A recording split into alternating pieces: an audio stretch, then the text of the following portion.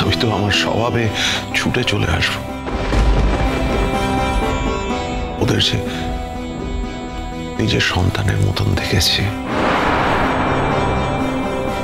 নিজের সন্তান মনে করেছি, তাই চাইলে ওকে আমায় দূরে সরিয়ে দিতে পারবে না। তবে হ্যাঁ, অযাচিত ভাবে তোদের কাছে আসাটা তুই শক্ত হাতে বন্ধ করলি মিঠি। এটা আমি চেষ্টা করে পারছিলাম। Thank you. তুই যে কি হারালি মিঠি, তুই বুঝতে পারলি না। আমি এমনি অনেক কিছু হারিয়েছি পিসিমণি, আর নতুন করে কিছু হারাবার নেই আমার। যাকে বাবা বলে জেনেছি সে কোনোদিন আমার বাবা হয়ে উঠতে পারেনি,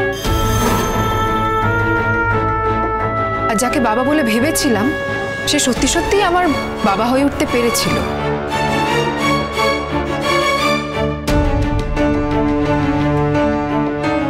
কিন্তু সেটা এখন আমি মেনে নিতে পারছি না। যাকে ভাবতাম সর্বংসা, যে আমার সব, যাকে উজাড় করে সব কথা বলা যায়, যার আমাদেরকে ছাড়া কোনো অস্তিত্বই নেই, একদিন দেখলাম তার আমাদেরকে ছাড়া একটা প্রগাঢ় অস্তিত্ব আছে, আর সেই অস্তিত্বটা আমার মা। মিঠি, তুই ভুল করছিস। আমার অস্তিত্বের একটা অংশ নিশ্চয়ই নতুন ঠাকুরপোর কাছে আছে, কিন্তু তোদের বাদ দিয়ে নয় মা। আমার কোনো কনসেশনের প্রয়োজন নেই মা। এই টপিকটা এখানে বন্ধ করো, আমি ঘরে যাচ্ছি।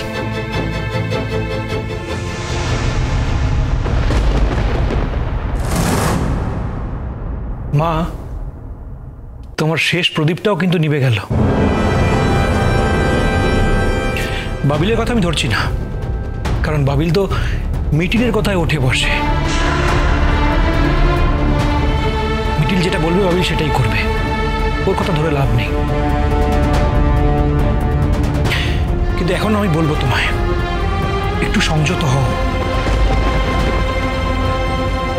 আজকে মিটির মনের এই অবস্থা, ও যদি একটা কিছু করে ফেলে, মানে একটা কিছু ভুলভাল করে ফেলে, ভুল পথে চালিত হয়ে যায়, এর জন্য কিন্তু দায়ী থাকবে তুমি। আমি তাও তোমাকে বলবো, এই সব কিছু ভেবে একটু সংযত হও প্লিজ, নিজেকে একটু সামলাও। আসছি কমলিনী, সত্যি সত্যি চলে গেলাম আমি এই বাড়ি থেকে। নতুন ঠাকুরপো, আজ আর সত্যি আমার তোমাকে কিচ্ছু বলার নেই। শুধু একটা কথাই বলবো, তোমার যা এবার তুমি সেটা অধিগ্রহণ করো।